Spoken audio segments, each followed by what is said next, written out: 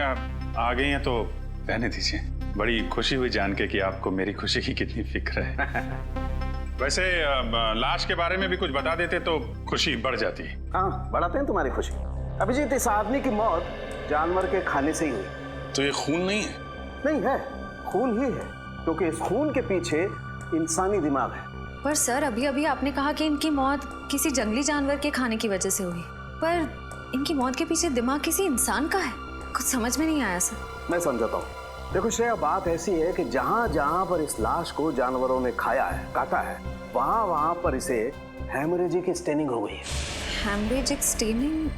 इसका मतलब जब वो जानवर इसे खा रहे थे उस वक्त ये जिंदा था। मगर तारिका, आमतौर पे तो जानवर इंसान को पहले मार के फिर उसके बाद खाता है, लेकिन इस केस में ऐसा नहीं हुआ। क्यों? क्योंकि इस केस में खूनी ने बहुत लंबी प्लानिंग की थी सचिन। पहले तो उसने कैरोल बेनेट नाम का ड्रग दिया इसे, जिसे इसे लकवा मार गया और उसकी चलने फिरने की क्षमता बिल्कुल खत्म हो गई। और फिर खूनी इसे बेसहारा ऐसे ही छोड़ गया जंगल में, जंगली जानवरों के लिए। और जाते जाते खूनी ने इसकी कलाई भी काट डाली। कलाई में से खून बहने लगा और खून की गंध सूंघकर जंगली जानवर आ गए इसे खाने के लिए। बड़ी बेरहमी से खून किया गया ऐसा इसका। एक इंसान दूसरे इंसान के साथ ऐसा कैसे कर सकता है? मुजरिम इंसान कहाँ होता है सचिन? उनका दिमाग तो जानवरों से भी ज्यादा बदतर होता है, तभी तो इतने घिनौने काम करते हैं वो लोग। सर, ये तो पता चल गया कि इसकी मौत कैसे हुई। कुछ और सुराग मिले जिससे कि इसकी पहचान हो सके और खूनी तक पहुंचा जा सके? खूनी का ब्लड ग्रुप AB पॉजिटिव है। AB positive? लाश के ऊपर से कोई दूसरा खून भी मिला क्या आपको? हाँ विजय, जब खूनी इसकी कलाई काट रहा था शायद उसकी उंगली भी कट गई होगी, इसीलिए खूनी का खून इसके कपड़ों पर आ गया। और कुछ पता चल सकता है? हाँ, इस आदमी की पहचान तक पहुंचने के लिए हमारे पास 2 और सुराग है। एक तो कागज का छोटा सा टुकड़ा जो हमें इसकी जेब के एक कोने से मिला, लेकिन उसमें क्या लिखा है ये अभी तक साफ नहीं हो पाया। तो फिर हम ये कैसे पता करेंगे कि उस कागज पर क्या लिखा हुआ था? हाँ करेंगे, पता करेंगे। उस कागज को बहुत ध्यान से, बहुत अच्छी तरह से साफ करना पड़ेगा और फिर जो अक्षर मिट गए उन्हें अच्छी तरह से दोबारा उभारना पड़ेगा। और वो दूसरा सुराग? हाल ही में इस आदमी ने अपने बाएं घुटने की नी रिप्लेसमेंट सर्जरी करवाई थी। Knee replacement surgery? हाँ, और इसका कद करीब 5 फीट 8 इंच है। 5 फुट 8 इंच और उम्र 45 साल के करीब। फिर तो सभी हॉस्पिटलों से पता करते हैं कहाँ पे इस आदमी ने अपनी नी रिप्लेसमेंट की सर्जरी कराई है। पता चल जाएगा कि ये आदमी है कौन।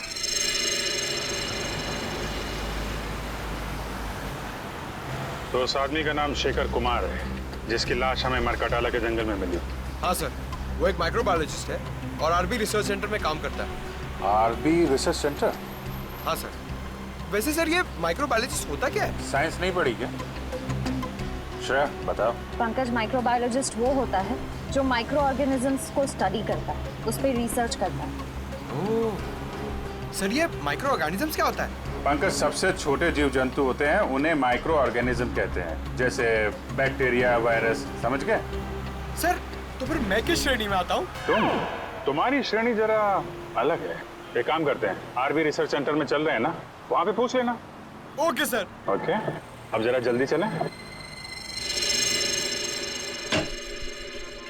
आइए सर। सर मैं इस रिसर्च सेंटर का हेड हूँ, प्रकाश, और ये लैब असिस्टेंट रंजीत, ये प्रिया। और आप? मैं गीता, शेखर की पत्नी। शेखर की पत्नी? लेकिन हमें तो बताया गया था कि शेखर अकेले रहते हैं, उनका कोई आगे पीछे है ही नहीं। दरअसल सर, कुछ समय से इनकी आपसी अनबन चल रही थी, लेकिन फिर भी सर दोनों में बहुत प्यार था। इनफैक्ट शेखर जी के लापता होने की रिपोर्ट गीता जी ने लिखवाई थी। सर जब आपने शेखर के बारे में मुझे बताया तो मैंने ही गीता को यहाँ बुलवा लिया। गीता जी, आपका दर्द हम समझते हैं। आप यकीन मानिए, शेखर के खूनी को हम जल्द से जल्द पकड़ लेंगे। प्लीज उसे छोड़िएगा मत। क्या आप सबको किसी पर शक है? शेखर का कोई दुश्मन या? नहीं, शेखर सबके साथ मिलजुल कर काम करता था। आखिरी बार आपने शेखर को कब देखा था? कब मिले थे आप लोग? सर शुक्रवार शाम को करीब 7 बजे वो यहाँ से गया था और ये कहकर गया था कि कल 9 बजे आ जाऊंगा सुबह, लेकिन वो आया नहीं सर। कभी मरकटाला के जंगल का जिक्र किया था उसने बातचीत के दौरान? मरकटाला के जंगल? नहीं सर, कभी नहीं। जब शुक्रवार को शेखर यहाँ पर आए थे तो उनका बिहेवियर कैसा था? कुछ घबराए हुए थे, परेशान थे, नहीं सर, ऐसा तो कुछ नहीं था। रोज की तरह आप ठीक ठाक ही थे। गीता जी, आप शेखर से आखिरी बार कब मिली थी? सर मैं तो बहुत वक्त से उनसे नहीं मिली हूँ। ठीक है, आप लोग थोड़ा कोऑपरेट कीजिए और हमें अपना नाम और ब्लड ग्रुप लिखवा दीजिए। Blood group? वो क्यों सर? कुछ नहीं है, फॉर्मेलिटी है बस। Pankaj. Ranjit, blood group O positive. Prakash B+। Priya B positive. Geeta AB positive. Sir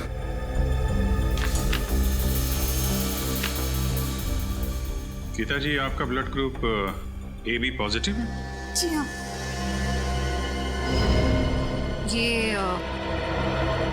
ये ब्रेसलेट आपका है? हाँ, लेकिन ये आपको कहाँ से मिला? मैं तो इसे कब से ढूंढ रही हूँ। ये हमें शेखर की लाश के पास से मिला है। गीता जी, आजकल ऐसी बहुत सी केसेस आती है हमारे सामने। कभी कोई प्रेमी अपने प्रेमिका को मारता है तो कभी पत्नियां अपने पति का खून करती हैं। एक साथ 7 जन्मों का साथ निभाने का वादा लेते हैं, लेकिन समझ में नहीं आता एक जन्म तक वादा नहीं निभाते हैं। क्यों? बस खून कर डालते हैं एक दूसरे का। सर मैंने किसी का खून नहीं किया। मैंने शेखर को नहीं मारा। हंसती खेलती जिंदगी थी हमारी और अचानक हम अलग हो गए। लेकिन इसका मतलब ये नहीं कि मैं शेखर से इतनी नफरत करती थी कि मैं उनका खून कर दूं। लेकिन सारे सबूत आपकी तरफ इशारा कर रहे हैं गीता जी, और ये मत सोचिएगा कि आपके आंसुओं से हमारा दिल पिघल जाएगा। अगर आपको लगता है कि खूनी मैं हूं तो चढ़ा दीजिए फांसी पे। सर मैं वो गीता? राजन, ओह माय गॉड, तुम इतने सालों बाद। इतने साल? मैं CID ऑफिसर बन गया। तुम भी CID में हो? हाँ। रजत, तुम जानते हो इन्हें? हाँ सर, ये गीता है, मेरी मुंह बोली बहन। सर बहन?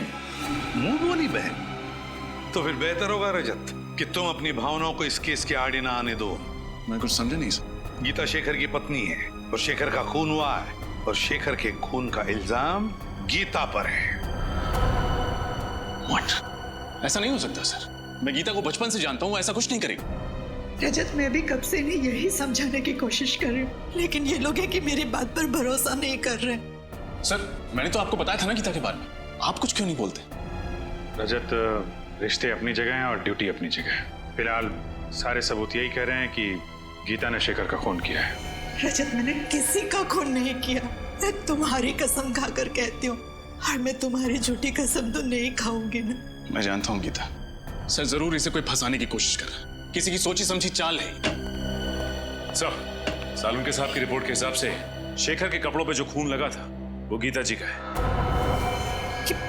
ये कैसे हो सकता है? सिर्फ इतना ही नहीं गीता जी, आपके जूतों पे जो मिट्टी लगी थी वो भी मरगडाला के जंगलों की है, जहां से शेखर की लाश मिली थी हमें। लेकिन सर, मैं तो कभी उन जंगलों में गई नहीं। अगर मरकडाला जंगल में गई नहीं तो फिर वो मिट्टी कहां से आई आपकी जूतों पर? और आपका खून AB पॉजिटिव, जो एक रेयर ब्लड ग्रुप है, वो खून कहां से आया शेखर के कपड़ों पर? सर, पिछले हफ्ते मैंने रक्तदान किया था। हो सकता है ना कि गड़बड़ वहीं से हुई हो। रक्तदान? कहाँ किया था ये रक्तदान? ZN के हॉस्पिटल। सर मुझे पूरा यकीन है कि किसी ने गीता का ब्लड वहां से चुराया होगा और शेखर के कपड़ों पर डाल दिया होगा। और वो जूतों पर लगी हुई मिट्टी वो भी किसी और ने लगा दी? क्यों? और वो ब्रेसलेट जो शेखर की लाश के पास से मिला वो भी किसी ने डाल दिया? एक बात समझ में नहीं आती रजत, कि अगर कोई गीता को फंसाना चाहता है तो इतनी लंबी प्लानिंग क्यों करेगा? गीता, तुम्हारा कोई दुश्मन है जो तुम्हें फंसाना चाहता हो? नहीं भैया, मेरी जहन में तो ऐसा कोई नहीं है। सर हो सकता है शेखर का कोई दुश्मन हो जो उसका खून करके इल्जाम लगाना चाहता हो गीता पर, लेकिन मैं ऐसा होने नहीं दूंगा। मैं उस खूनी को पकड़ के ही रहूंगा। गीता, अगर तुम बेगुनाह हो तो तुम पर आज भी नहीं आने दूंगा मैं। ये एक भाई का वादा है अपनी बहन से।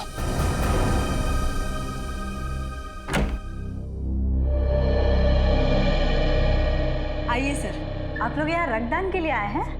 नहीं, हम सबने पिछले महीने ही रक्तदान किया था। हम लोग CID से हैं। आपसे कुछ जानकारी लेने आए हैं। सीआईडी से? पर बात क्या है सर? पिछले हफ्ते आपके अस्पताल में जो रक्तदान शिविर लगा था उसमें इस औरत ने रक्तदान किया था। इनका नाम गीता है। सर दरअसल हमारे हॉस्पिटल के लिए ये शिविर लोकप्रिय एनजीओ ने आयोजित किया था। अगर इन्होंने रक्तदान किया था तो हमारे रजिस्टर में उनका नाम जरूर होगा। मैं अभी रजिस्टर चेक करके बताती हूँ। वैसे इनका पूरा नाम क्या है?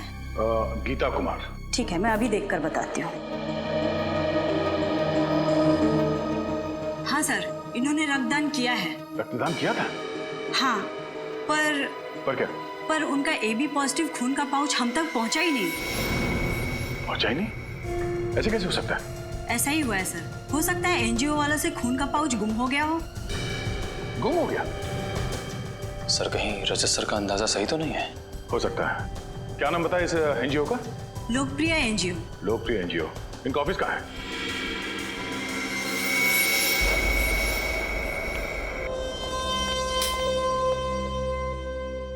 आपको लगता है सर शेखर के घर से हमें उनके खूनी का कोई सुराग मिलेगा? ये तो घर की तलाशी लेने के बाद ही पता चलेगा। एक काम करो, तुम वहां देखो, मैं यहाँ देखता हूँ। सर ये देखिए, शेखर जी की रिसर्च लैब, उनकी काम करने की जगह। देखो कुछ मिलता है क्या?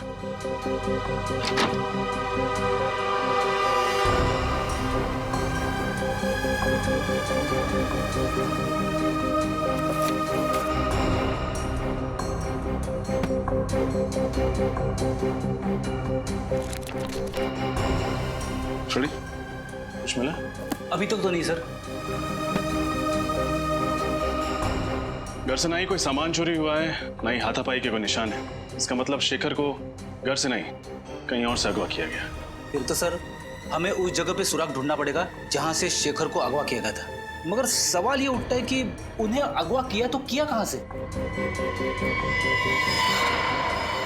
एक सेकंड, तुम्हारे सवाल का जवाब ये देगा।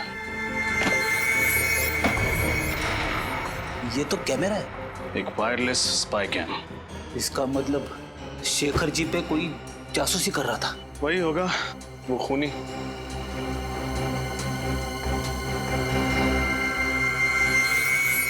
शडी, तुमने एक बात नोटिस की? क्या? इस स्पाई कैम का लेंस ठीक उस तिजोरी की ओर है। मतलब सर उस तिजोरी में जरूर कुछ ऐसी चीज है जो शायद इस जुर्म की जड़ है। देखते हैं।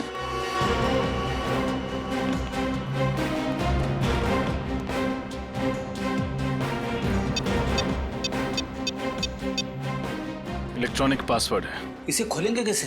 ये तो किसी एक्सपर्ट से ही खुलवाना पड़ेगा, और साथ ही ये भी पता लगवाना पड़ेगा कि ये स्पाई कैम किसने खरीदा और कहां से।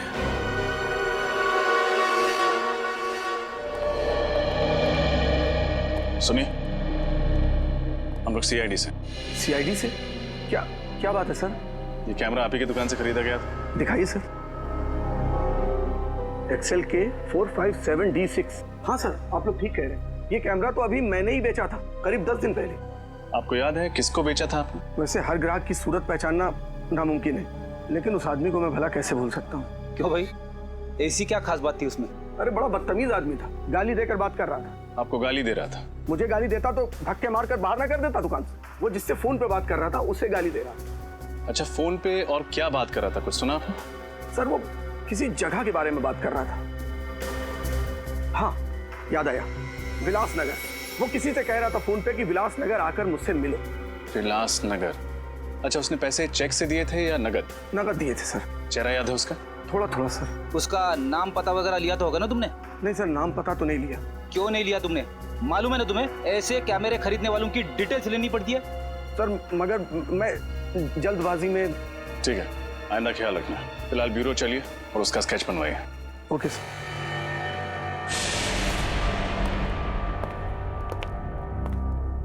कहिए सर, मैं आपकी क्या मदद कर सकता हूँ? हम लोग सीआईडी से हैं। पिछले हफ्ते आपने जेडन के हॉस्पिटल के लिए एक रक्तदान का शिविर आयोजित करवाया था। वो तो हम अक्सर करते रहते हैं। तो हमें ये बताइए कि ये गीता जी क्या आपके यहाँ रक्तदान करने आई थी? देखकर बताता हूँ। हाँ, इन्होंने रक्तदान किया था। तो फिर इनके खून का पाउच हॉस्पिटल के ब्लड बैंक में पहुंचा कैसे नहीं? क्या? खून हॉस्पिटल नहीं पहुंचा? ये कैसे हो सकता है? ऐसा ही हुआ है। आपके एनजीओ में से किसी ने खून चुराया है। अच्छा, जब आप ये शिविर लगाते हैं तो कौन कौन लोग मदद करते हैं इसमें? सर, कुछ एनजीओस होते हैं, कुछ वॉलंटियर्स हैं जिनकी मदद से ये शिविर आयोजित किया गया था। शिविर में खून का चोरी होना नामुमकिन है सर। तो अब लोग ये खून के पाउच अस्पताल भेजते कैसे हैं? हमारी वैन से जो ये काम करती है। कहाँ खड़ी है आपकी एनजीओ की वैन?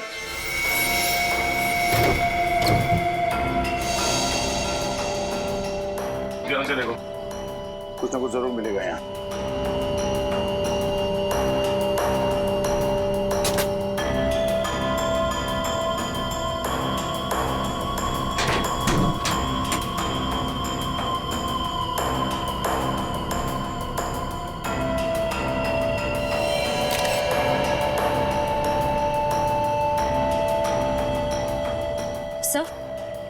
सर, ये कपड़े का फटा हुआ टुकड़ा मिला है। RB लिखा हुआ है इसमें। RB मतलब RB रिसर्च सेंटर। शेखर वहीं काम करता था। सर, इसका मतलब कोई वहीं का है जो इस सारा का सारा खेल खेल रहा है। सर, जब हम रिसर्च सेंटर गए थे तब रंजीत का लैब कोट थोड़ा सा फटा हुआ था।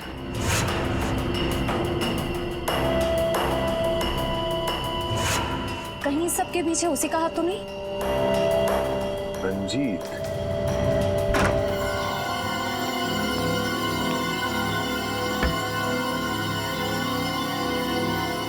एक मिनट में आया।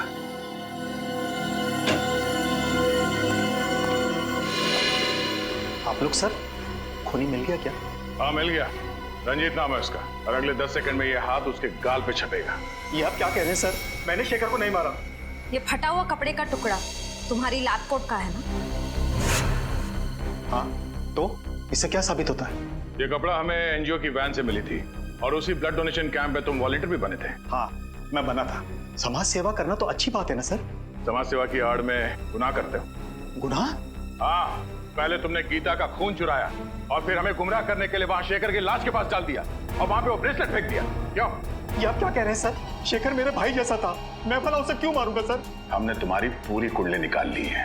शेखर को पता चल गया था कि तुम इस रिसर्च सेंटर से दवाइयां चुराते थे, कालाबाजारी करते थे उनकी और उन्हें ऊंचे दाम में बेचते थे दूसरे हॉस्पिटल्स में। और जब शेखर ने तुम्हें धमकी दी जो सबके सामने तुम्हारे काले कारनामे की पोल खोल देगा, तो तुमने उसे ऊपर पहुंचा दिया। सर, ये बात सही है कि मैंने रिसर्च सेंटर के साथ धोखा किया है, लेकिन खून जैसा बड़ा और गंभीर अपराध करने की तो मैं सोच भी नहीं सकता सर।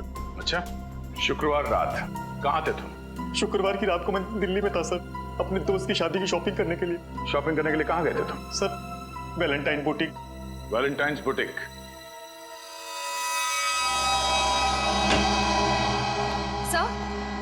सर, रंजीत सच कह रहा है। जिस वक्त शेखर का खून हुआ उस वक्त वो वाकई दिल्ली में ही था। वैशाली नगर के वैलेंटाइन बुटीक में शॉपिंग कर रहा था। रंजीत दिल्ली में ही था? तो फिर अगर रंजीत ने नहीं फंसाया तो फिर गीता को फंसाया किसने? सर, मुझे इस बात की बहुत खुशी है कि आपको भी अब लगता है कि गीता निर्दोष है। रजत, जब तक असली मुजरिम पकड़ में नहीं आता मैं हर किसी को शक की नजर से ही देखता हूँ। सर, उस कैमरे की दुकान वाले ने स्केच बनवा दिया सर। बड़ा चटा हुआ बदमाश लगता है ये। कंप्यूटर में चेक किया?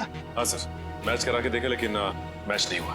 सर, लगता है कोई नया खिलाड़ी है सर। सर, शायद ये सिर्फ कोई मोहरा ही है जिसे असली खूनी ने पैसे दिए होंगे शेखर के घर में कैमरा फिट करने के लिए। सर? हाँ अभिजीत, तिजोरी खुल गई? हाँ सर, तिजोरी भी खुल गई और उसके अंदर का खजाने का भी पता चल गया। सर, ऐसा क्या था उस तिजोरी में? शेखर के रिसर्च पेपर। सर, शेखर एक बहुत ही खतरनाक बीमारी मोंडिलोविटियस पे रिसर्च कर रहा था। ये वायरस से होती है। शेखर ने इस बीमारी का इलाज ढूंढ निकाला। मोंडिलोविटियस, इस बीमारी का नाम सुना है सर, इसका तो दुनिया में कोई इलाज नहीं था। तो फिर अभिजीत, इस दवाई की वजह से ही शेखर का खून हुआ है। इस दवाई की वजह से ही। और कोई तो था जिसे शेखर के इस दवाई की रिसर्च में दिलचस्पी थी। शायद उसी आदमी ने उस तिजोरी के बिल्कुल सामने कैमरा फिट कर दिया और जब शेखर इस दवाई बनाने में कामयाब हो गया तो उसने शेखर को खत्म कर दिया। सर, हो सकता है खूनी ने दवाई भी चुरा ली। क्या बात है भाई, बड़े खामोश हैं आप लोग। कोई गुत्थी उलझ गई है क्या? नहीं सर, बल्कि सुलझ गई। हम खूनी के काफी करीब पहुंच गए सर। वेरी गुड, और नजदीक पहुंचा देते हैं। बॉस, ये है वो कागज जो हमें उस लाश की जेब में से मिला। HOLAT HOLAD होटल या हॉस्पिटल हो सकता है। सचिन चेक करो कंप्यूटर में।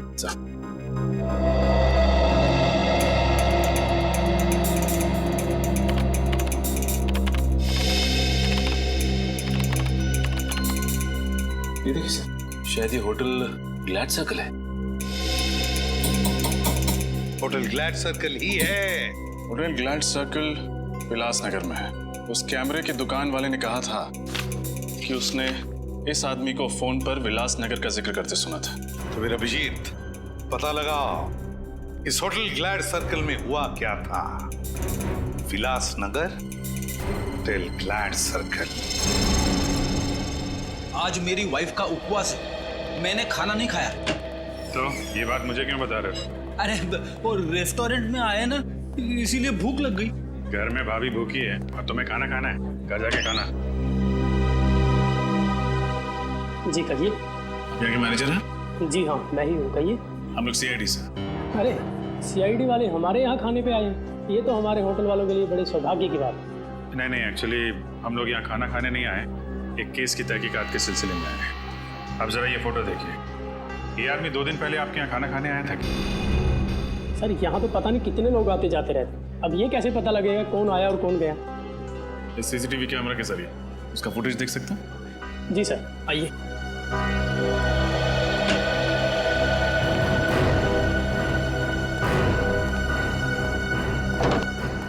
जी आइए। जरा परसों की फुटेज दिखाइए आप। जी सर। सर, शेखर के पास वालों ने कहा था ना कि वो ऑफिस से 7 बजे निकला था, तो यहाँ 8 सवा 8 बजे पहुंचा होगा। 8 बजे के करीब भी दिखाइए। जी सर।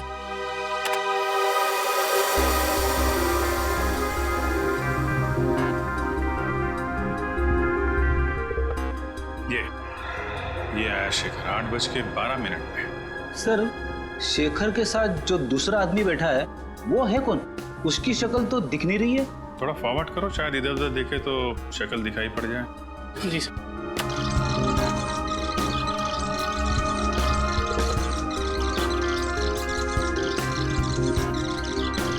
सर, शेखर तो गुस्से में उठ के चला गया, शायद उसकी बहस हुई उस आदमी के साथ। इस आदमी के साथ बहस हुई और यहाँ से वो गुस्से में निकला, लेकिन घर नहीं पहुंचा।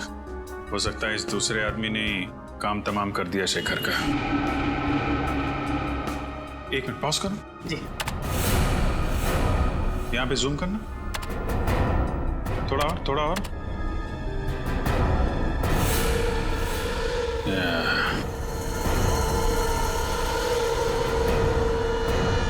देखा रजत?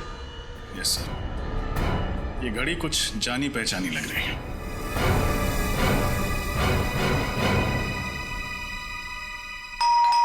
कौन है इस वक्त? आ रहा। जी कहिए। हम लोग CID से। प्रकाश जी अगर पे साहब तो बाहर जाने वाले और जल्दी में भी है। आप लोग? आई एम सॉरी, लगता है हम लोग गलत वक्त पर आ गए। आप शायद कहीं बाहर जाने वाले थे? जी, तुम अंदर जाओ। जी, कई दिनों से मैंने कोई फिल्म नहीं देखी थी, तो एक अच्छी सी फिल्म लगी, मैंने सोचा देखा था। अरे वाह प्रकाश जी, आपके एक माइक्रोबायोलॉजिस्ट की मौत हो चुकी है और आप फिल्म देखने जा रहे हैं। देखिए सर, शेखर की मौत का गम मुझे भी है, लेकिन इसका मतलब ये नहीं कि मैं अपनी जिंदगी जीना छोड़ दूं। ये बात तो है। वैसे आपको थिएटर जाने की जरूरत नहीं पड़ेगी, हम आपको फिल्म दिखाएंगे। फिल्म? फिल्म का नाम है शेखर की मौत। शेखर की मौत? जी हाँ, और फिल्म का हीरो है शेखर, जो मारा जाता है। और मारने वाले का नाम, यानी कि विलेन का नाम है प्रकाश, यानी आप। समझ में नहीं आ रहा है, आप लोग ये क्या बकवास कर रहे हैं? अरे आप CID से हैं, इसका मतलब ये नहीं कि आप मुझ पर कुछ भी इल्जाम लगाते जाएं। हम बेबुनियाद इल्जाम नहीं लगा रहे हैं आप पर। आप शेखर की जासूसी कर रहे थे ना? जासूसी? हाँ, जासूसी। ये कैमरा सबूत है इस बात का। जी, वो क्या? ये वो क्या? जबान क्यों लड़खड़ाने लगी तुम्हारी?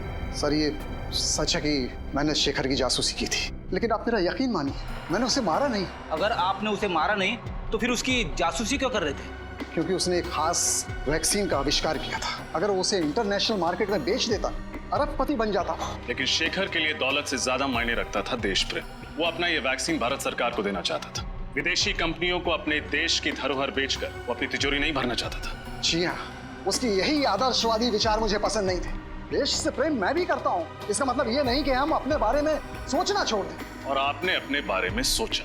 आपने पहले शेखर की जासूसी की, फिर उसका फॉर्मूला हथियाया, और जब आपका काम हो गया तो आपने उससे अपने रास्ते से हटा दिया। आप ये कैसी बातें कर रहे हैं? शेखर मेरा दोस्त था, मैं उसे क्यों मारूंगा? क्योंकि आप उसका फॉर्मूला हथियाना चाहते थे। उससे समझौता करने के लिए आपने उसे होटल ग्लैड सर्कल में बुलाया, लेकिन जब उसने आपकी बात नहीं मानी तो आपने उसे खत्म कर दिया। देखिए सर, ये सच है कि मैं उससे वहां मिला था, लेकिन उस मुलाकात के बाद मैं होटल क्लॉकवुड में चला गया। होटल क्लॉकवुड? जी। क्या करने गए थे आप? सर ऐसे ही ड्रिंक्स लेने। Soft drinks? सर मैं वहाँ शराब पीने गया था, मुझे ज्यादा चढ़ गई थी तो मैंने सोचा कि क्यों ना होटल में चेक इन कर लूं। मैं वहीं रुक गया, रात भर वहीं था। कहानियां तो नहीं बना रहे हो? देखिए सर, मुझे जो कुछ पता था मैंने आपको सच सच बता दिया। इसके बाद भी अगर आपको यकीन नहीं होता तो आप होटल क्लॉकवुड में फोन कर लीजिए। फोन करेंगे, आपको पता चल जाएगा कि मैं रात को वहाँ था या नहीं था। That's it. बिल्कुल पता करेंगे। आपके पास होटल का नंबर है? जी है। दीजिए। ये लीजिए सर। होटल क्लॉकवुड, सीनियर इंस्पेक्टर रजत, सीआईडी से। अच्छा, 3 दिन पहले आपके यहाँ प्रकाश जी ठहरने आए थे? हाँ वही, आरबी रिसर्च सेंटर के हेड आए थे। ठीक है, थैंक यू। मतलब प्रकाश जी सच बोल रहे? पूरा सच नहीं बोल रहे। क्या मतलब? मतलब ये कि ये अभी भी हमसे कुछ छुपा रहे हैं। मैंने आपको सब कुछ बता दिया सर। लेकिन आपने ये नहीं बताया कि शेखर के घर में ये कैमरा किसने फिट किया था? सर ये कैमरा गुल्लू की मदद से फिट किया था। गुल्लू? जी। कौन गुल्लू? जी वो चोरी के इल्जाम में 2 हफ्ते से जेल में है। सर लगता है इनकी कहानियां खत्म नहीं होने वाली है। एक काम करते हैं, इनको ब्यूरो ले जाते हैं, वहीं सुनेंगे इनकी कहानियां। सर, ये प्रकाश बिल्कुल सच कह रहा है सर। गुल्लू 2 हफ्ते से जेल में ही है। अरे अगर प्रकाश ने शेखर को नहीं मारा तो फिर कौन हो सकता है जिसके पास शेखर को मारने की वजह थी? ये अशोक सर। शेखर को मारने की सबसे बड़ी वजह इसी के पास थी। अशोक? कौन है ये? सर शेखर रिसर्च फील्ड में आने से पहले एक सर्जन था जेडी हॉस्पिटल में। इसने अपनी जिंदगी में बहुत सारे ऑपरेशन किए, लेकिन एक ऑपरेशन असफल रहा। 19 जून 2003 में इसने एक ऑपरेशन किया 10 साल पहले, जिसमें ऑपरेशन थिएटर में ही औरत दम तोड़ दी, और वो भी इसकी लापरवाही की वजह से। और इस बात का इतना बड़ा सदमा लगा इस शेखर को कि इसने ये फील्ड ही छोड़ दी। उसके बाद इसने माइक्रोबायोलॉजी पर रिसर्च शुरू कर दी। और उस औरत का पति है ये अशोक। काफी बड़ी वजह है इस अशोक के पास शेखर को मारने की। मगर ये 10 साल तक चुप क्यों बैठा रहा? उठाओ इस अशोक को।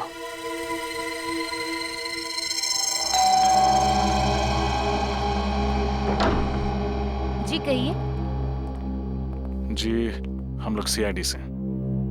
अशोक जी हैं घर पर? आप अशोक जी से मिलने आए हैं? हाँ, मगर आप ये किस लिए पूछ रही है? नहीं, बस थोड़ी सी हैरानी हुई। ज्यादातर उनसे कोई मिलने नहीं आता, इसलिए। अच्छा, खैर हम उनसे मिलना चाहेंगे। आइए।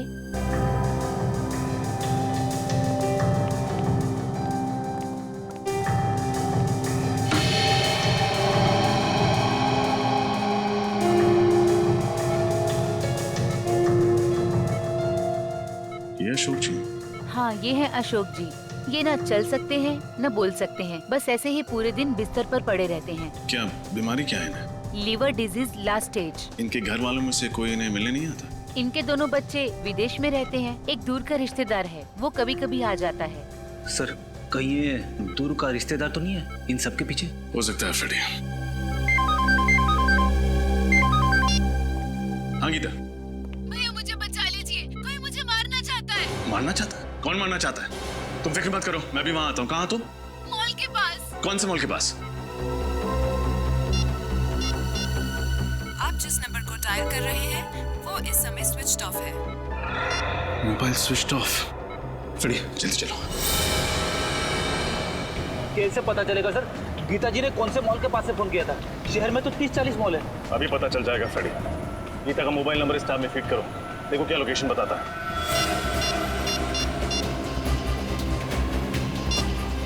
सर, गीता जी का मोबाइल मॉल से आगे निकल गया। मॉल से आगे निकल गया? हाँ सर। कहाँ? शहर से दूर, पनवेल हाईवे की तरफ। पनवेल हाईवे की तरफ? अरे ये क्या हो गया? क्या हुआ? गीता जी का मोबाइल ट्रेस होना बंद हो गया। ट्रेस होना बंद हो गया? हाँ सर। एक काम करो, मोबाइल कंपनी को फोन करो, देखो वो ट्रेस कर पाते हैं कि नहीं।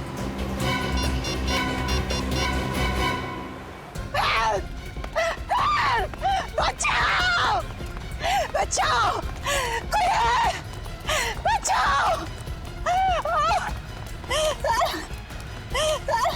कोई है! बचाओ! बचाओ! बचाओ! कोई है! कोई है! कोई है! हेल्प! हेल्प! कोई है!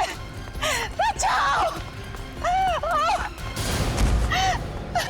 कौन हो तुम? और क्यों मेरा पीछा कर रहे हो? क्यों मारना चाहते हो मुझे? तुम भी उसी वजह से मरोगी जिस वजह से मैंने शेखर को मारा था। तुम लड़की हो, शेखर को क्यों मारा तुमने? शेखर को तो मरना ही था, लेकिन अब तुम भी मरोगी।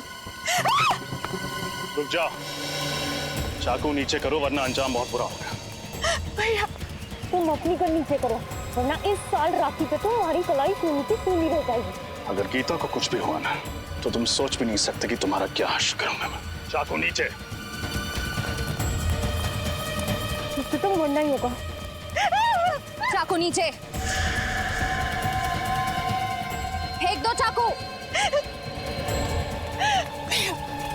ससुराल जाने से पहले अपना घूंघट तो उतारो।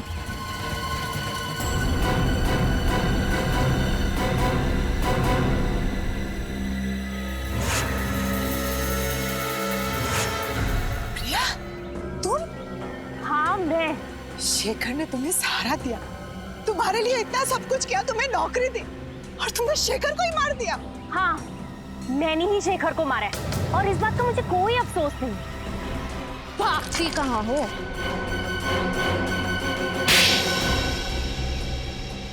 बोलो, क्यों किया तुमने ये सब? अरे जो भी कुछ किया, अपनी माँ की मौत का बदला लेने के लिए किया। माँ की मौत का बदला? मैं सिर्फ 10 साल की थी जब ऑपरेशन थिएटर में मेरी माँ ने तड़प तड़प के अपना दम तोड़ दिया, सब उस शेखर की वजह से। ओह, तो तुम अशोक की बेटी हो? हाँ। शेखर 2 दिन से सोए नहीं थे, वो ऑपरेशन करने की हालत में भी नहीं थे। मैंने उन्हें बहुत समझाने की कोशिश की, लेकिन उन्होंने मेरी एक नहीं सुनी, और इस बात के लिए मैंने उन्हें कभी माफ नहीं किया। अरे तो फिर आपने ये बात हमें पहले क्यों नहीं बताई? इस बात का कभी जिक्र ही नहीं हुआ कि मैं आप लोगों को बताऊं। मेरी माँ के गुजरने के बाद मेरे पिताजी ये सदमा बर्दाश्त नहीं कर पाए। अब ना तो वो चल फिर सकते हैं और ना ही कुछ बोल सकते हैं। इसलिए तुमने शेखर का खून कर दिया और गीता को फंसाने के लिए उस एनजीओ वैन से उसका ब्लड पाउच चुराया और शेखर के कपड़ों पे डाल दिया। गीता का ब्रेसलेट भी तुमने उसकी लाश के पास छोड़ दिया। इतना ही नहीं, गीता के जूतों में जो मिट्टी मिली वो भी तुमने ही लगाई थी। और रंजीत को फंसाने के लिए उसके कोट के कपड़े का टुकड़ा वहाँ एनजीओ वैन में छोड़ दिया, क्यों? हाँ, मैंने सब कुछ किया। माना कि तुम्हारे साथ जो हुआ वो बहुत बुरा हुआ, लेकिन एक गलती की सजा एक और गलती नहीं होती। तुम्हारी माँ को कितनी तकलीफ हो रही होगी ये सोच के कि उनकी वजह से उनकी अपनी बेटी एक खूनी बन गई। तुम्हें एक बार भी अपने बीमार पिता के बारे में नहीं सोचा? अगर अदालत तुम्हें फांसी देती है तो उनकी देखभाल कौन करेगा? मैं बदले की भावना में अंधी हो गई थी। शेखर का खून किया तुमने और तुम्हें सजा तो होकर रहेगी। Thank you so much. अगर आज आप लोग सब नहीं होते तो या तो मैं जेल में होती या जिंदा ही नहीं होती। ऐसा कुछ भी नहीं होता। मुझे पूरा यकीन था कि तुम बेगुनाह हो, और सीआईडी के रहते हुए कभी किसी बेगुनाह को सजा हो ही नहीं सकती। ये बात तो है। अरे भाई रजत, इतने दिनों बाद तुम्हारी बहन तुम्हें मिलने आई है, तो कुछ मिठाई विठाई नहीं खिलाओगे? खाओगे, खिलाओगे कुछ भी? लेकिन अगर आप लोगों को एतराज ना हो तो मैं पहले अपने भाई को राखी बांधूं। अरे इसमें ऐतराज की क्या बात है? भाई की कलाई पे राखी बांधना तो हर बहन का अधिकार है, प्लीज। और राखी बंधवाने के बाद अपनी जेब खाली करना हर भाई का अधिकार है।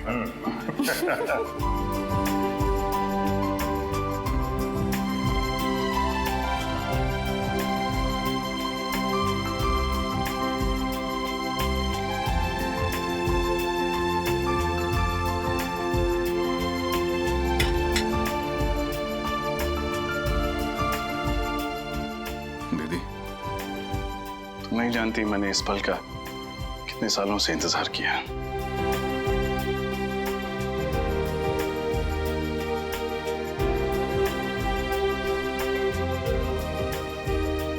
हमेशा खुश रहो, हंसती रहो।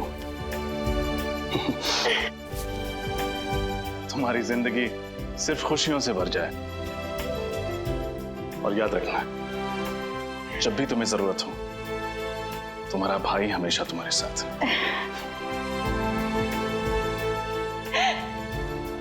आप दुनिया के सबसे अच्छे भाई हो। भगवान करे सब बहन को आपके जैसा भाई मिले।